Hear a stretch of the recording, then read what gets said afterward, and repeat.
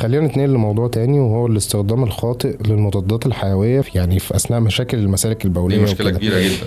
دي حقيقة. طيب في ناس كتير بتبدأ تاخد مضادات حيوية من نفسها أول لما يحسوا بأي ألم في البول. عايزين نعرف ده ليه تصرف خطر، ويعني نوضح لمرضانا أكتر عن الموضوع ده. هو احنا دايما للأسف مفهومنا عن المضادات الحيوية انها ممكن تعالج اي حاجة في الجسم، مش في المسالك البولية بس. يعني لو خدت قرص مضاد حيوي هتبقى كويس، لو عندك برد تاخد قرص مضاد حيوي هتبقى كويس، لو في اي حاجة المضاد الحيوي على طول موجود. للأسف المضادات الحيوية بيساء استخدامها جدا مننا في مصر.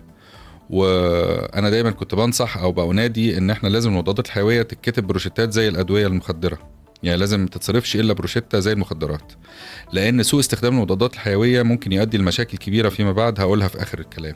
بالنسبه للمسالك البوليه، في حالات كتير جدا بيبقى ممكن في التهاب صديدي في البول او تحليل البول يطلع فيه صديد والمريض ما يحتاجش ياخد مضاد حيوي بالرغم ان عنده صديد. ودي بتبقى مفاجاه للمريض لما الواحد يتكلم معاه في العياده يقول له انت مش محتاج انتي بايوتيك بالرغم ان عندك صديد.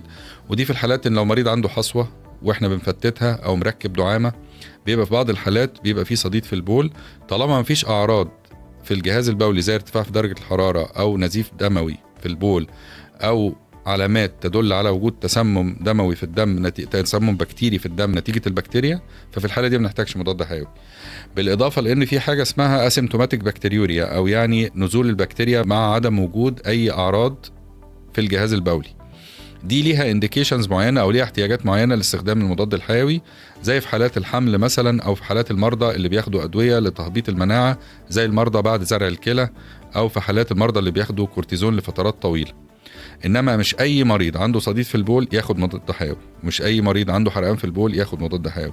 مشكله استخدام المضادات الحيويه بكثره وبالطريقه يعني مراقبه دي بتؤدي ان في ميكروبات بتكون مقاومه عاليه جدا لمجموعه كبيره جدا من المضادات الحيويه القويه. فبالتالي لما بنلاقي المريض ده في بعض الاحيان بيحتاج المضاد حيوي قوي نتيجه مشكله حصلت له، ما بنلاقيش مضاد حيوي نديهوله، لان كل الميكروبات اللي عنده كونت